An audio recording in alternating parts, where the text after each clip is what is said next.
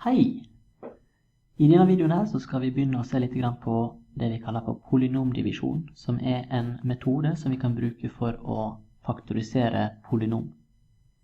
Før vi begynner med faktiske polynom, så tenker jeg at vi skal ta et lite eksempel eller to på å faktorisere tall ved hjelp av divisjon. La oss si vi har 851, og vi ønsker å faktorisere det, og vi vet at den ene faktoren er 23. Da kan vi dele de to tallene på hverandre for å finne den andre faktoren.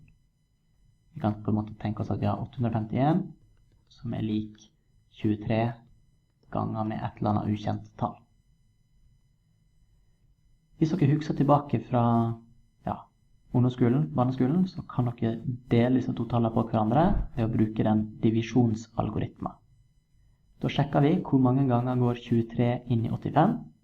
Jo, det går 3 ganger, fordi 3 ganger 23, det blir 69. Trekker vi fra her, så ender vi opp med å få 16. Og fører vi ned eneren, så får vi 161. Hvor mange ganger går 23 opp i 161? Jo, det går 7 ganger, fordi 7 ganger 23 blir 161. Trekker vi fra, får vi 0, og vi kan si at divisjonen vår går opp, og 851 er altså 23 ganger 37. Nå er det ikke alltid at divisjonen vil gå opp i sånne tilfeller.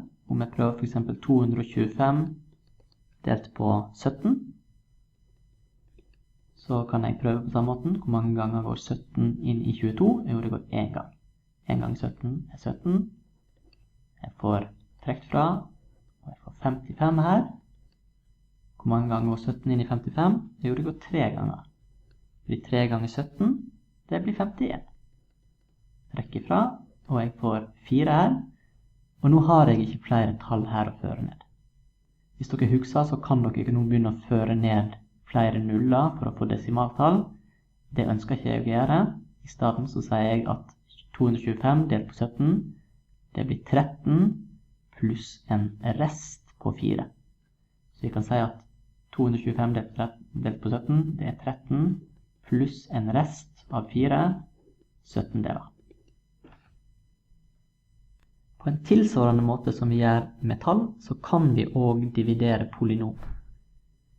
Og hvis vi tar det polynomet som vi hadde i forrige video, x i andre pluss 2x minus 3, så gjorde vi det i forrige video sånn at vi faktoriserte dette her ved hjelp av to metoder, nullpunktmetoden og fullstendig kvadrat. Men vi kan også faktorisere ved hjelp av polynomdivisjon hvis vi vet at vi for eksempel har x minus 1 som faktor. Hvis jeg vet at x minus 1 er den ene faktoren, så kan jeg bruke polynomdivisjon for å finne den andre faktoren. Og da tar jeg her og gjør eksempelet. Det minner om det vi gjør med tall, det er derfor jeg ville ta de eksemplene først, men det er ikke helt likt.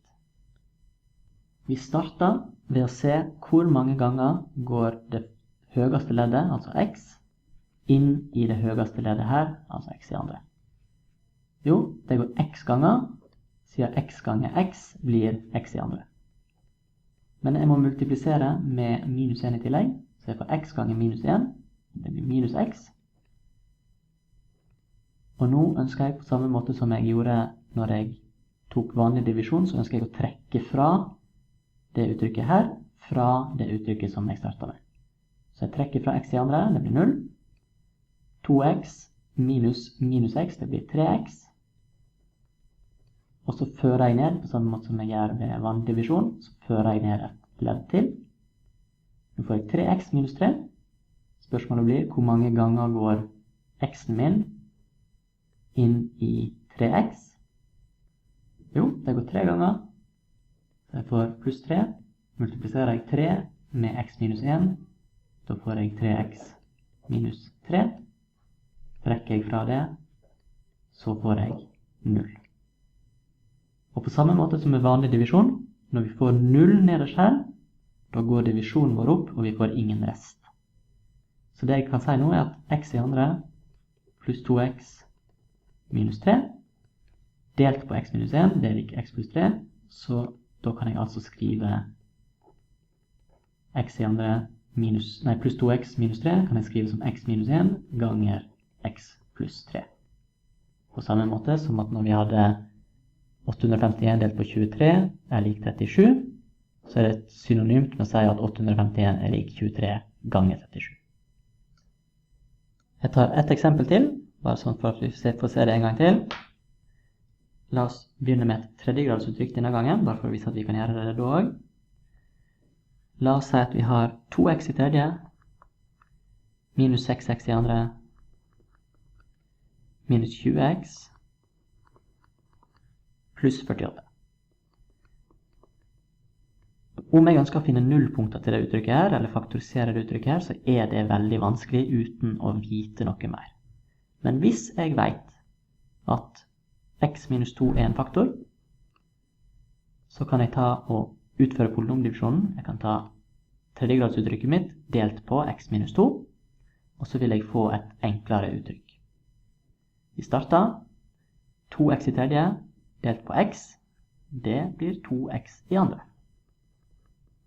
Multipliserer jeg med 2x i andre, så får jeg 2x i andre ganger x, som blir 2x i tredje, og 2x i andre ganger minus 2, det blir minus 4x i andre. Trekker jeg det ifra, så får jeg 0 her fremme, minus 6x i andre, minus minus 4x, det blir minus 2x i andre. Fører jeg ned neste ledd, som er minus 20x, så må jeg igjen sjekke hvor mange ganger går x inn i minus 2x i andre. Jo, det er minus 2x. Multipliserer jeg minus 2x med x, så får jeg minus 2x i andre. Og multipliserer jeg minus 2x med minus 2, så får jeg pluss 4x. Igjen, jeg trekker ifra. Holder styr på alle minusene, så får vi 0. Og vi får 24 minus 24x. Pluss 48, fører ned neste ledd. Og nå går det her inn, minus 24. Minus 24 ganger x, det blir minus 24. X. Og minus 24 ganger minus 2, det blir 48. Vi ser at vi får en fullført divisjon her. Det går opp. 0 i rest. Så det lange store tredjegradsuttrykket mitt, 2x i tredje minus 6x i andre, minus 20x, pluss 48, kan altså skrives faktorisert som x minus 2, det var den faktoren som jeg delte med, ganger med 2x i andre, minus 2x, minus 24. Så nå hadde vi et tredjegradsuttrykk, som i utgangspunktet er veldig vanskelig å faktorisere, men siden jeg vet den ene faktoren, så kan jeg få faktorisert delvis, som x minus 2 ganger 2x i andre minus 2x minus 24. Og om jeg så ønsker, så kan jeg nå faktorisere det andregradsuttrykket her videre, enten ved å bruke polynomdivisjon igjen, men det er litt vanskelig så jeg ikke vet noen av faktorene. Men her kan jeg jo da bruke andregradsformen, eller fullstendig kvadratsmetode. Vi skal se på flere eksempel i timen. Dette er litt trening for å lære seg.